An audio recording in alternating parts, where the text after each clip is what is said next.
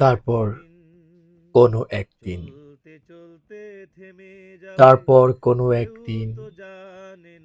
একদিন কাউকে কোনো হিসেব কিতেব না দিয়েই হঠাৎ মরে গিয়েছিলাম। মুখামুখি আর কানাকানিতে পৌঁছে গেছে খবরটা। দুনিয়াটা বড়ই ক্ষণিকের জায়গা।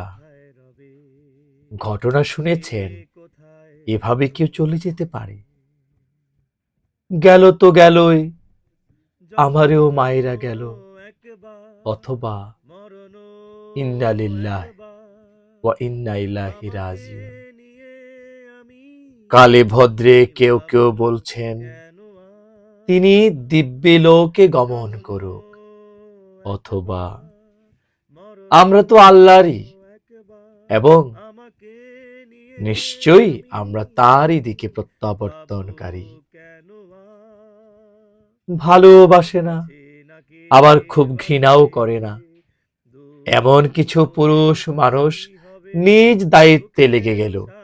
বাজার সদাই, মাটির ঘর, একটা অনুষ্ঠান, একটা আড়ম্বরপূর্ণ আয়োজন করবার কোনো একজনের প্রচেষ্টায় চলল মৌনতার আড়ালে সোশ্যাল মিডিয়ায় অথবা মাইকের ঘোষণার অমুকের বড় ভাই, তমুকের বড় ছেলে, অমুক নিবাসী, তমুক পরিচয়ধারী না ফেরার দেশে চলে গেছে। ফেসবুকে কোভিডের মতো মুহূর্তের মধ্যেই রিয়েকশন, কমেন্ট আর শেয়ার। প্রথম পোস্টকারের সেদিনের রিচ বেড়ে গেল অকল্পনীয় ভাবে। কেউ কেউ দেখার অপেক্ষায় প্রহর গণনা করলো, জানাজার লোকের সংখ্যাটা জানতে, কিংবা ভিডিও করে পোস্ট করে প্রমাণ করলো লোকে তারে ঘৃণাই করত বেশি। কেউ কেউ জ্ঞান হারিয়ে ধরাধামে ফিরে এলো, কেউ বা বড় কষ্ট পেল। আমার শূন্যতা অপূরণীয়। কয়েকদিন দায়িত্ব নিয়ে দোয়া দরুদ পড়ে মোহময় জীবনের মায়াময় স্রোতের টানে হারিয়ে ফেলল আমার টুকরো টুকরো ভাঙা স্মৃতি। যে আমার খবর কোনোদিন নেয়নি, সেও লিখলো দু চারটি কথা মার্ক জাকারবার্গের আবিষ্কৃত সামাজিক মাধ্যমের দেয়ালে। আমার সব দোষ হয়ে গেল দুধ ভাত। কেউ আর সমালোচনা লিখছে না, বিতর্ক লিখছে না, শুধু বলছে আহারে বেচারা চলে গেল। কেউ বলছে অহংকারী ছিল, কেউ বলছে ঈমান আমল দুর্বল ছিল, কেউ বলছেন বেশি বুঝতো, কেউ বলছে বেনামাজি ছিল, কেউ বলছে চরিত্রহীন ছিল, কেউ বলছে প্রতারক ছিল, কেউ বলছে রোমান্টিক ছিল বটে, কেউ বা বলছে সাহিত্য মনা ছিল, কেউ বলছে স্পষ্টবাদী ছিল, কেউ বলছেন প্রতিবাদী ছিল, কেউ বলছে নির্লজ্জ ছিল, কেউ বলছে আধ্যাত্মিক ছিল, অথবা কেউ বলছে নাস্তিক ছিল। এরপর একদিন, কোনো একদিন আমি আবার ফিরে এসে আমার সোশ্যাল মিডিয়ার টাইমলাইনে লিখলাম, আমি মরে গিয়ে দেখতে চেয়েছিলাম আমি কতটা খারাপ ছিলাম। তোমরা যা বলছো আমি মূলত এর কিছুই ছিলাম না। আসলে আমি একটা মানুষ হয়ে শুধুই মরতে চেয়েছিলাম।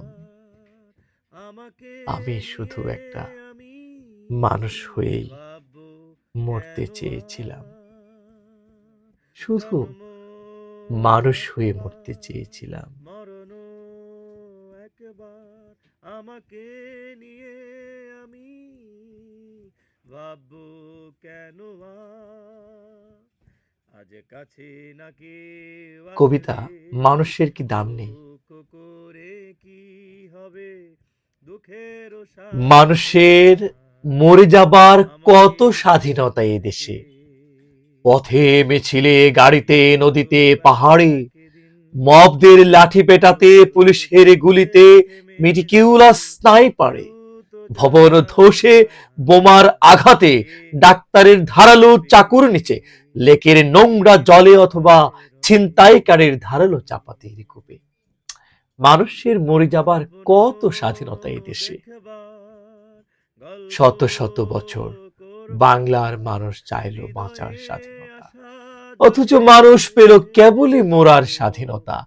যে কোনো অবস্থায়, যে কোনো পটভূমিতে, যে কোনো কারণে অকারণে তুমি মরে যাও, মরে যেতে পারো, এ তোমার পূর্ণ স্বাধীনতা। মানুষের জন্য, স্বপ্নহীন মানুষের দেশে নেই কৃষক শ্রমিক খেটে খাওয়া মানুষের খড়কুটো ধরে অন্তত বেঁচে থাকার স্বাধীনতা।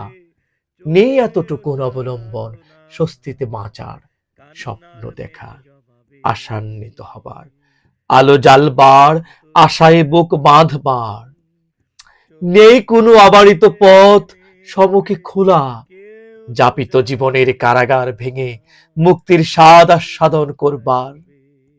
নেই বিন্দু মাত্র সুযোগ কোনো টাই স্যুট পরিধান করা আমলাকে বিশ্বাস করবার।